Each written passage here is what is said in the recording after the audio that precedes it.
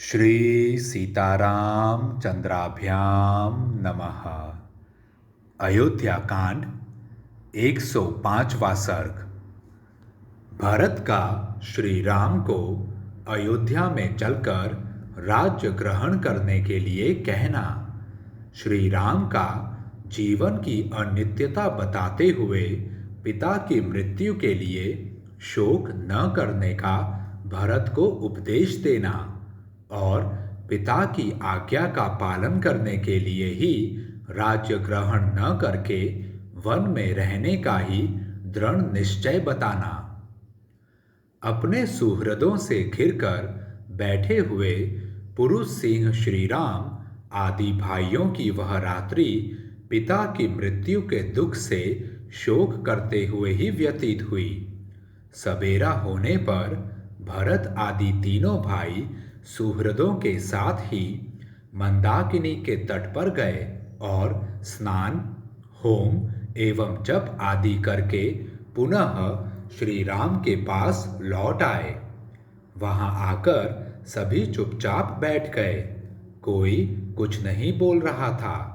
तब सुहृदों के बीच में बैठे हुए भरत ने श्री राम से इस प्रकार कहा, भैया, पिताजी ने वरदान देकर मेरी माता को संतुष्ट कर दिया और माता ने यह राज्य मुझे दे दिया। अब मैं अपनी ओर से यह अकंटक राज्य आपकी ही सेवा में समर्पित करता हूँ। आप इसका पालन एवं उपभोग कीजिए।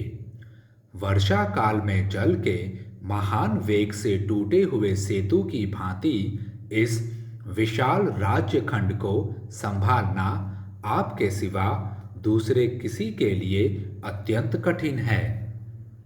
पृथ्वीनाथ जैसे गधा घोड़े की और अन्य साधारण पक्षी गरुड़ की चाल नहीं चल सकते, उसी प्रकार मुझ में आपकी गति का, आपकी पालन पद्धति का अनुसरण करने की शक्ति नहीं है। श्री राम, जिसके पास आकर दूसरे लोग जीवन निर्वाह करते हैं, उसी का जीवन उत्तम है, और जो दूसरों का आश्रय लेकर जीवन निर्वाह करता है, उसका जीवन दुखमय है। अतः आपके लिए राज्य करना ही उचित है। जैसे फल की इच्छा रखने वाले किसी पुरुष ने एक वृक्ष लगाया, उसे पाल पोस कर बड़ा किया, फिर उसके तने मोटे हो गए और वह ऐसा विशाल वृक्ष हो गया कि किसी नाटे कद के पुरुष के लिए उस पर चढ़ना अत्यंत कठिन था। उस वृक्ष में जब फूल लग जाएं, उसके बाद भी यदि वह फल न दिखा सके, तो जिसके लिए उस वृक्ष को लगाया गया था, वह उद्देश्य पूरा न हो सका। ऐसी स्थिति में उसे लगाने वाला पुरुष उस प्रसन्नता का अनुभव नहीं करता जो फल की प्राप्ति होने से संभावित थी। महाबाहो, यह एक उपमा है, इसका अर्थ आप स्वयं समझ लें। अर्थात पिताजी ने आप जैसे सर्व सद्गुण संपन्न पुत्र को लोक रक्षा के लिए उत्पन्न किया था। यदि आपने राज्य पालन का भार अपने हाथ में नहीं लिया, तो उनका वह उद्देश्य व्यर्थ हो जाएगा। इस राज्य पालन के अवसर पर आप श्रेष्ठ एवं भरण पोषण में समर्थ होकर भी यदि हम भृत्यों का शासन नहीं करेंगे, तो पूर्वोक्त उपमा ही आपके लिए लागू होगी। महाराज, विभिन्न जातियों के संघ और प्रधान प्रधान पुरुष आप शत्रु दमन नरेश को सब और तपते हुए सूर्य की भांति राज्य सिंहासन पर विराजमान देखें। ककुत्स्थ कुलभूषण, इस प्रकार आपके अयोध्या को लौटते समय मतवाले हाथी गर्जना करें और अंतःपुर की स्त्रियां एकाग्रचित होकर प्रसन्नतापूर्वक आपका अभिनंदन करें। इस प्रकार श्री राम से राज्य ग्रहण के लिए प्रार्थना करते हुए भरत जी की बात सुनकर नगर के भिन्न भिन्न मनुष्यों ने उसका भली भांति अनुमोदन किया। तब शिक्षित बुद्धि वाले अत्यंत धीर भगवान श्री राम ने यशस्वी भरत को इस तरह दुखी हो विलाप करते देख उन्हें सांत्वना देते हुए कहा, भाई, यह जीव ईश्वर के समान स्वतंत्र नहीं है, अतः कोई यहाँ अपनी इच्छा के अनुसार कुछ नहीं कर सकता। काल इस पुरुष को इधर उधर खींचता रहता है। समस्त संग्रहों का अंत विनाश है। लौकिक उन्नतियों का अंत पतन है। संयोग का अंत वियोग है और जीवन का अंत मरण है। जैसे पके हुए फलों को पतन के सिवा और किसी से भय नहीं है, उसी प्रकार उत्पन्न हुए मनुष्यों को मृत्यु के सिवा और किसी से भय नहीं है। जैसे सुदृढ़ खंबे वाला मकान भी पुराना होने पर गिर जाता है, उसी प्रकार मनुष्य जरा और मृत्यु के वश में पड़कर नष्ट हो जाते हैं। जो रात बीत जाती है वह लौटकर फिर नहीं आती है। जैसे यमुना जल से भरे हुए समुद्र की ओर जाती ही है, उधर से लौटती नहीं। दिन रात लगातार बीत रहे हैं और इस संसार में सभी प्राणियों की आयु का तीव्र गति से नाश कर रहे हैं। ठीक वैसे ही जैसे सूर्य की किरणें ग्रीष्म ऋतु में जल को शीघ्रतापूर्वक सोखती रहती हैं। तुम अपने ही लिए चिंता करो, दूसरे के लिए क्यों बार बार शोक करते हो। कोई इस लोक में स्थित हो या अन्यत्र गया हो, जिस किसी की भी आयु तो निरंतर क्षीण हो ही रही है। मृत्यु साथ ही चलती है, साथ ही बैठती है और बहुत बड़े मार्ग की यात्रा भी साथ ही जाकर वह मनुष्य के साथ ही लौटती है। शरीर में झुर्रियां पड़ गईं, सिर के बाल सफ़ेद हो गए, फिर जरावस्था में जीर्ण हुआ मनुष्य कौन सा उपाय करके मृत्यु से बचने के लिए अपना अभाव प्रकट कर सकता है।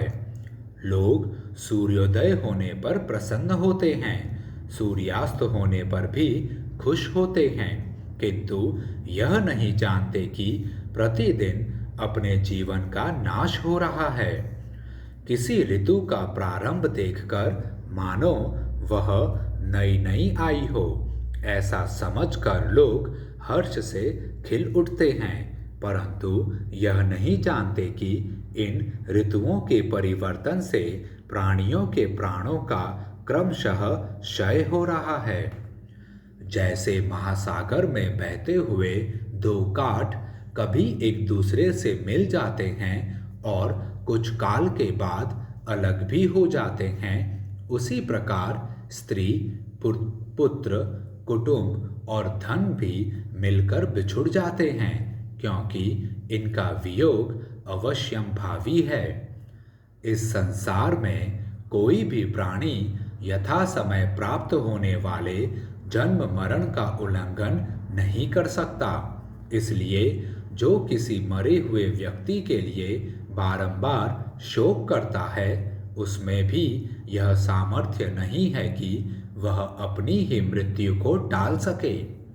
जैसे आगे जाते हुए यात्रियों अथवा व्यापारियों के समुदाय से रास्ते में खड़ा हुआ पथिक यों कहे कि मैं भी आप लोगों के पीछे पीछे आऊँगा, और तदनुसार वह उनके पीछे पीछे जाए, उसी प्रकार हमारे पूर्वज पिता पितामह आदि जिस मार्ग से गए हैं, जिस पर जाना अनिवार्य है तथा जिससे बचने का कोई उपाय नहीं है, उसी मार्ग पर स्थित हुआ मनुष्य किसी और के लिए शोक कैसे करे। जैसे नदियों का प्रवाह पीछे नहीं लौटता, उसी प्रकार दिन दिन ढलती हुई अवस्था फिर नहीं लौटती है, उसका क्रमशः नाश हो रहा है। यह सोचकर आत्मा को कल्याण के साधनभूत धर्म में लगावें, क्योंकि सभी लोग अपना कल्याण चाहते हैं। तात, हमारे पिता धर्मात्मा थे। उन्होंने पर्याप्त दक्षिणाएं देकर प्रायः सभी परम शुभकारक यज्ञों का अनुष्ठान किया था। उनके सारे पाप धुल गए थे, अतः वे महाराज स्वर्गलोक में गए हैं। वे भरण पोषण के योग्य परिजनों का भरण करते थे, प्रजाजनों का भली भांति पालन करते थे और प्रजाजनों से धर्म के अनुसार कर आदि के रूप में धन लेते थे। इन सब कारणों से हमारे पिता उत्तम स्वर्गलोक में पधारे हैं। सर्वप्रिय शुभ कर्मों तथा प्रचुर दक्षिणा वाले यज्ञों के अनुष्ठानों से हमारे पिता पृथ्वीपति महाराज दशरथ स्वर्गलोक में गए हैं। उन्होंने नाना प्रकार के यज्ञों द्वारा यज्ञ पुरुष की आराधना की, प्रचुर भोग प्राप्त किए और उत्तम आयु पाई थी। इसके बाद वे महाराज यहाँ से स्वर्गलोक को पधारे हैं।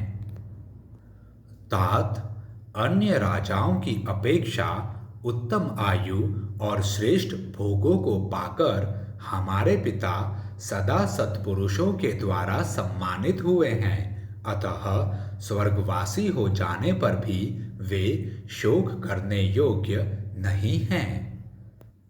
हमारे पिता ने जरा जीर्ण मानव शरीर का परित्याग करके दैवी संपत्ति प्राप्त की है, जो ब्रह्मलोक में विहार कराने वाली है। कोई भी ऐसा विद्वान जो तुम्हारे और मेरे समान शास्त्र ज्ञान संपन्न एवं परम बुद्धिमान है, पिताजी के लिए शोक नहीं कर सकता। धीर एवं प्रज्ञावान पुरुष को सभी अवस्थाओं में ये नाना प्रकार के शोक, विलाप तथा रोदन त्याग देने चाहिए। इसलिए तुम स्वस्थ हो जाओ, तुम्हारे मन में शोक नहीं होना चाहिए। वक्ताओं में श्रेष्ठ भरत, तुम यहाँ से जाकर अयोध्यापुरी में निवास करो, क्योंकि मन को वश में रखने वाले पूज्य पिताजी ने तुम्हारे लिए यही आदेश दिया है। उन पुण्यकर्मा महाराज ने मुझे भी जहाँ रहने की आज्ञा दी है, वहीं रहकर मैं उन पूज्य पिता के आदेश का पालन करूँगा। शत्रुदमन भरत, पिता की आज्ञा की अवहेलना करना मेरे लिए कदापि उचित नहीं है। वे तुम्हारे लिए भी सर्वदा सम्मान के योग्य हैं, क्योंकि वे ही हम लोगों के हितैषी बंधु और जन्मदाता थे। रघुनंदन, मैं इस वनवास रूपी कर्म के द्वारा पिताजी के ही वचन का, जो धर्मात्माओं को भी मान्य है, पालन करूँगा।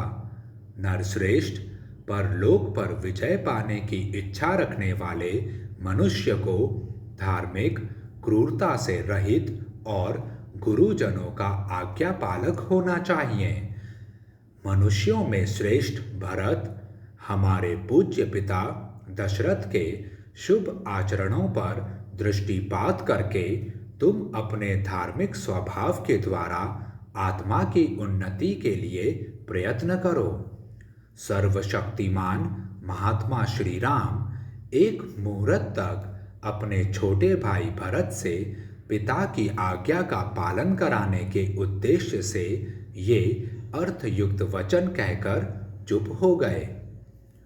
इस प्रकार श्री वाल्मीकि निर्मित आर्ष रामायण आदि काव्य के अयोध्या कांड में 105वां सर्ग पूरा हुआ।